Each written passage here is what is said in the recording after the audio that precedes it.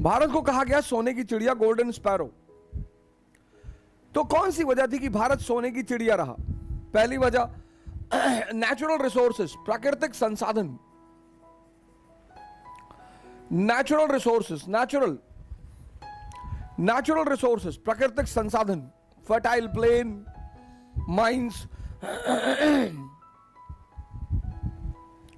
ये पहला कारण। दूसरा कारण,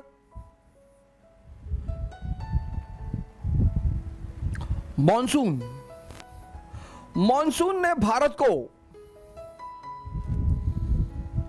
की सिर्फ कृषि व्यवस्था, एग्रीकल्चर को ही फायदा नहीं पहुंचाया, मॉनसून ने भारत को वेस्ट और ईस्ट का जो ट्रेड है,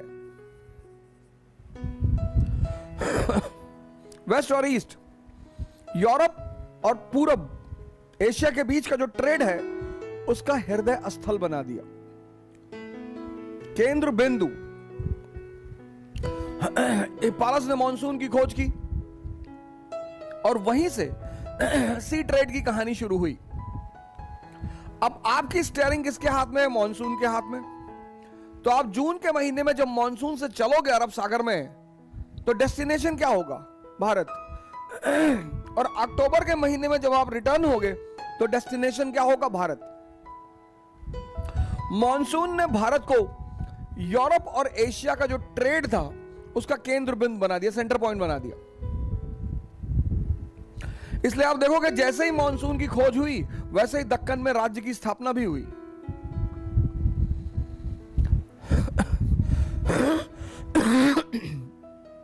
तीसरा, बैलेंस ऑफ पेमेंट,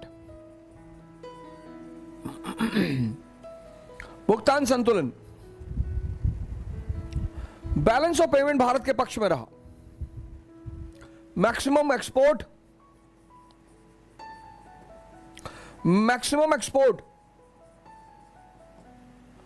और मिनिमम इंपोर्ट,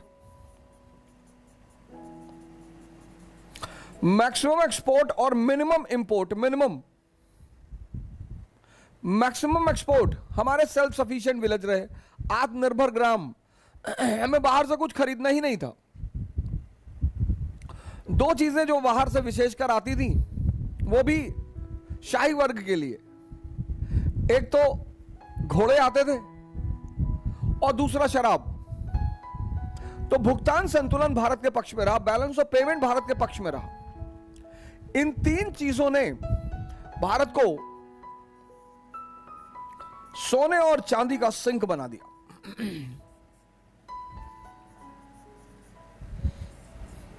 और इसीलिए भारत को सोने की चिड़िया कहा गया। इन तीन चीजों ने भारत को सोने और चांदी का खदान बना दिया और इसीलिए भारत को सोने की चिड़िया कहा गया। अब जब जब ये सोने की चिड़िया कमजोर पड़ी, अगर आप भारत का इतिहास उठाकर देखें तो विदेशी आक्रमण एक निरंतर फीचर है। लगातार विदेशी आक्रमण, आर्य आए, शक आए, कुषाण आए, हूण आए, मुगल आए, मंगोल आए, अफगानी आए, ईरानी आए और आज आतंकवादी आ रहे हैं।